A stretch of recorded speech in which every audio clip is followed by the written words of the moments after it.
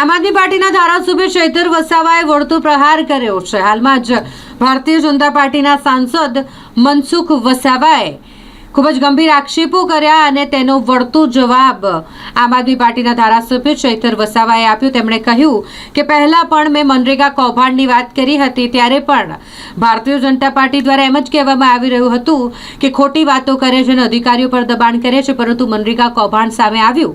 એવી જ રીતે અન્ય કૌભાંડ પણ સામે આવશે। જ્યારે મેં સવાલ ઉભા કર્યા ત્યારે જ સાંસદે બિલો અને વાઉચર મુકાવ્યા છે। આમ પણ તેમણે પ્રતિક્રિયા આપતા અને ભારતીય જનતા પાર્ટી પર પ્રહાર કરતા કહ્યું છે। આવો સાંભળીએ શું કહી રહ્યા છે આમ આદમી પાર્ટીના ધારાસભ્ય ચૈતર વસાવા। તમે સાંસદે આક્ષેપો કર્યા છે કે તમે કેટલીક ડિટેલ માંગો છો, પૈસા લઈને ખર્ચા લઈને, એના આધારે પછી તોડપાડી થાય છે, એ પ્રકારના આક્ષેપો થયા છે।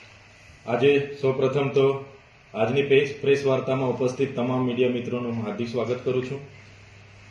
આજે તમે જોયું હશે કે દિન 15 પહેલા આદિજાતિ વિદ્યાર્થીઓ ઉચ્ચ અભ્યાસ કરે એમને પોસ્ટ મેટ્રિક શિષ્યવૃત્તિ મળતી હતી, તે છેલ્લા 2 વર્ષથી ગ્રાન્ટ ન હોવાનું કારણ દર્શાવીને આજે વિદ્યાર્થીઓને આપવામાં આવી નથી।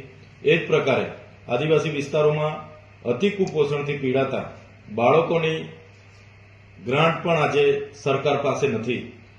છેલ્લા ઘણા સમયથી એનું બજેટ પણ સરકાર અમારી ગ્રાન્ટ હજુ આવી નથી એવા એમના અધિકારીઓ જણાવે છે। એ જ પ્રકારે સિકલ સેલ ઇનેમિયાથી પીડાતા આદિજાતિ વિસ્તારના લોકો માટે એક સબસિડીની યોજના હતી, એમાં પણ છેલ્લા માર્ચથી આજ દિન સુધી કોઈને પણ એ સહાય ચૂકવવામાં આવી નથી અને જણાવવામાં આવે છે કે ગ્રાન્ટ નથી। આશ્રમ શાળાઓમાં ભણતા આદિજાતિના વિદ્યાર્થીઓ માટે પણ આદિજાતિ સંચાલિત આશ્રમ શાળાઓમાં આજે ફૂડ બિલો ઘણા મહિનાઓથી મંજૂર થયા નથી। આંગણવાડી વર્કરો અને બાળકોને ખવડાવવાના પૌષ્ટિક આહાર, ફ્રૂટ અને ગરમ નાસ્તાના બિલો પણ 3-4 મહિનાથી આદિજાતિ વિસ્તારોમાં પેન્ડિંગ છે। સરકાર દ્વારા જણાવવામાં આવ્યું છે કે ગ્રાન્ટ નથી, આવશે ત્યારે અમે એ બિલો ચૂકવણા કરીશું। ત્યારે સવાલ એ થાય છે કે ગત જિલ્લા સંકલન એવં ફરિયાદ નિવારણ સમિતિની 29/11/2025ના રોજ એક અમારી બેઠક હતી। એમાં મેં એક કાર્યક્રમને લઈને, જે મારા મત વિસ્તાર ડેડિયાપાડામાં માનનીય વડાપ્રધાન શ્રીની અધ્યક્ષતામાં એક કાર્યક્રમ થયો, એ સરકારી કાર્યક્રમના ખર્ચા માટે મેં કીધું કે ભાઈ આ કાર્યક્રમમાં કયા વિભાગ દ્વારા કેટલો ખર્ચો કયા સદરમાં કરવામાં આવ્યો છે। તો આદિજાતિ વિકાસ વિભાગના બજેટમાંથી એ કાર્યક્રમમાં તમે જોઈ શકો છો, આ ખર્ચો 5,80,00,000 રૂપિયા છે, આ 5,09,00,000 રૂપિયા છે, સ્ટેજનો ખર્ચો 7,38,00,000 રૂપિયા છે। એ જ પ્રકારે બીજા પણ ખર્ચા એમણે કરેલા છે। આ અધિકારીઓ એટલે કે જિલ્લા સંકલનમાં મને આપેલી આખી માહિતી છે। આ તમે સ્ટેજનો તમે જોઈ લીધું, 7,75,00,000 રૂપિયા। વીવીઆઈપી મંડપનો ખર્ચો, ડેકોરેટનો ખર્ચો કેટલો છે? 5,87,00,000 રૂપિયા। એ જ પ્રકારે નાના મોટા ઘણા ખર્ચાઓ, આ 3,96,00,000 રૂપિયા।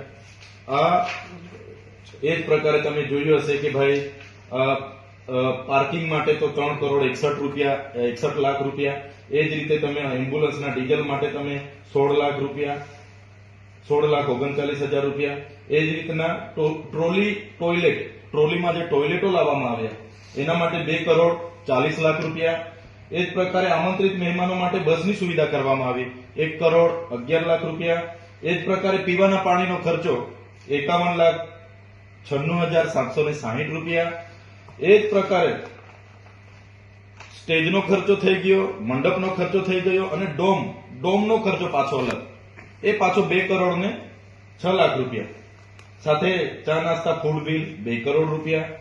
સાથે બીજું પાર્કિંગ જે માર્ગ મકાન પંચાયત દ્વારા કરવામાં આવ્યું, એના પાછા 2,51,00,000 રૂપિયા।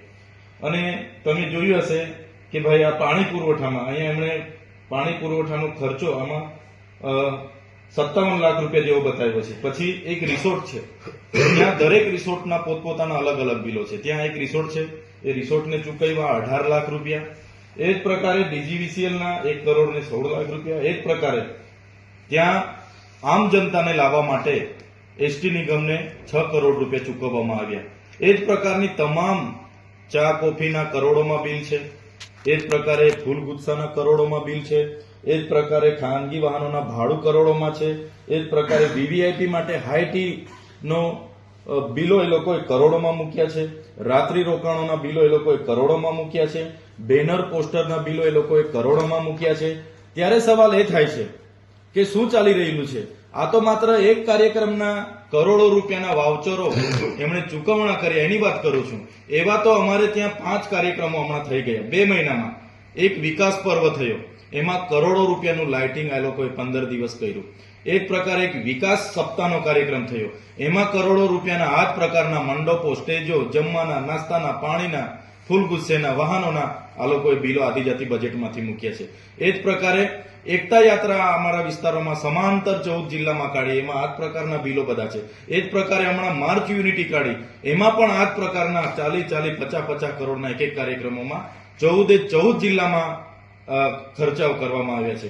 તો જે બજેટ આદિજાતિઓના વિકાસ અને ઉત્થાન માટે ગુજરાત સરકાર અને કેન્દ્ર સરકારમાંથી ફળવાય છે, એ બજેટ આદિજાતિ લોકોને મળતું નથી અને એ બજેટ આ સરકારી કાર્યક્રમોના તાઇફાઓમાં વપરાય છે. સરકારી કાર્યક્રમોનો અમને કોઈ વિરોધ નથી, સારા સરકારી કાર્યક્રમોમાં અમે પણ હાજર રહીએ છીએ. પણ જે પ્રકારે ભાજપના નેતાઓ, એમની એજન્સીઓ અને અધિકારીઓ જે પાણીના, ચાના, જમવાના, વાહન વ્યવહારના જે કરોડો રૂપિયા, સ્ટેજના 5 કરોડ અલગ, ડ્રોમના 2 કરોડ અલગ અને પછી મંડપના 7 કરોડ અલગ, એ પ્રકારના જે બિલો મૂકે છે, એમાં તો એવા મંડપ, એવા સ્ટેજ, એવા ડોમ 2-2, 3-3 સેટ આવી જાય. તો આ જે ભ્રષ્ટાચાર થયો છે એની સામે અમે જિલ્લા સંકલનમાં માહિતી માંગી અને કલેક્ટર સાહેબે એની વિગતે માહિતી હજુ અમને આપી નથી અને અઠવાડિયામાં આપીશું એવું જણાવ્યું છે. ત્યારે ત્યાંના સાંસદને જેમણે આ બધું બેસીને અધિકારીઓ પર બિલો અને વાઉચરો મુકાવ્યા છે, એવા ત્યાંના સાંસદ અને એમની એજન્સીઓના પેટમાં તેલ રેડાયું છે અને એમના સાંસદે ગઈકાલે અમારા પર આક્ષેપો કર્યા છે. નામ અમારા લેવાની એમને હિંમત નથી અને અમે તો કહીએ છીએ, અમે જાહેર જીવનમાં જવાબદાર પાર્ટીના ધારાસભ્ય છે. અગર તમે અમારા પર આક્ષેપ કરો છો, તમે પોતે સાંસદ તરીકે કરો છો, તો તમારી પાસે પૂરતા પુરાવા હોવા જોઈએ. અગર તમારી પાસે પૂરતા પુરાવા નથી તો તમે આનો ખુલાસો આપો, નહીં તો અમે તમારા પર માનહાનિનો કેસ કરીશું અને અમે માનીશું કે તમે અમારા નામથી તમને ખૂબ જ તકલીફ છે અને તમે માનસિક વિકૃતિના ભોગ બનેલા છો. અવારનવાર આવા નિવેદનો કરો છો. થોડા દિવસ પહેલા તમે નિવેદન કર્યું હતું કે ચૈતર વસાવા અને દર્શનાબેન દેશમુખ બંને એકબીજાને સમાંતર સપોર્ટ કરે છે અને આ કામ કરે છે. એમણે બીજું નિવેદન એવું કીધું હતું કે ચૈતરભાઈ વસાવા અને જિગ્નેશભાઈ મેવાણી એ પાલતુ કૂતરાઓ છે. ત્રીજું હમણાં એમણે આ નિવેદન કર્યું કે ચૈતરભાઈ વસાવા, એમની ટીમ આખા ટ્રાઇબલ વિસ્તારમાં તોડપાણી કરે છે, આ કરે છે. તો ભાઈ તમે આવા નિવેદનો કરો છો. હમણાં તમે 2 દિવસ પહેલા એવું કીધું કે ચૈતર વસાવાનું આખું ફંડ વિદેશમાંથી આવે છે. તો હું સાંસદને કહેવા માંગુ છું, તમે 7 ટર્મના સાંસદ છો, 30 વર્ષથી ગુજરાતમાં તમારી સરકાર છે, કેન્દ્રમાં તમારી સરકાર છે, પોલીસ તમારી છે, અધિકારીઓ તમારા છે. તમારા પર કોઈ પુરાવા હોય તો અમારા પર કાર્યવાહી કરાવો અને તમારા પર પુરાવા નહીં હશે તો અમે ટૂંક સમયમાં તમારા પર કાર્યવાહી કરવાના છે. અને તમે માનસિક મોનોરોગના બીમાર છો એવું અમને લાગે છે અને જો તમે પુરાવા નહીં રજૂ કરશો તો અમે માનીશું કે તમે મનોવિકૃતિથી પીડાવશો, તમારે મનોચિકિત્સકની સારવાર લેવાની જરૂર છે એવું અમે માનીશું. દારૂના કેસમાં એક ફરિયાદ થઈ છે, એમાં આમ આદમી પાર્ટીના પ્રમુખનો પણ કંઈક વિષય આવી રહ્યો છે, એમાં શું છે? 2 દિવસ પહેલા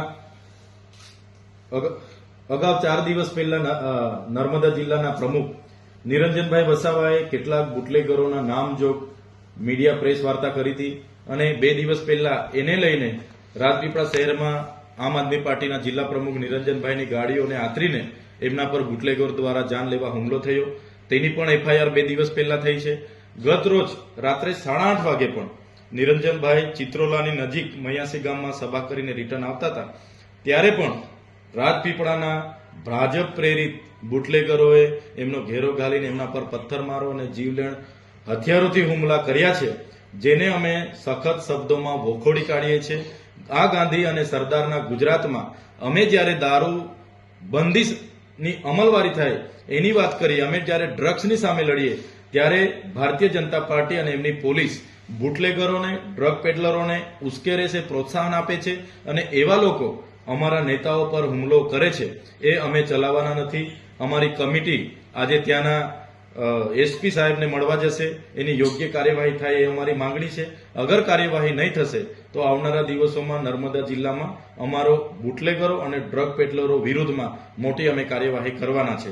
કોઈ નિરંજનભાઈ વસાવા પર આક્ષેપ કરે કે ચૈતર વસાવા પર આક્ષેપ કરે કે અમારી સાથેના લોકો 2 નંબરના ધંધા સાથે જોડાયેલા છે, તો એવા નેતાઓને અમે કહેવા માંગીએ છીએ, ગુજરાતમાં તમારી સરકાર છે, તમારી પોલીસ છે, અને કોઈ પણ અમારી સાથે દેખાતા લોકો તમને આવી પ્રવૃત્તિ સાથે જોડાયેલા મળશે, તમે એમના પર કાર્યવાહી કરો, એમને પાસા કરાવો, તડીપાર કરાવો, ત્યાં સુધીનો અમારો સહકાર રહેશે.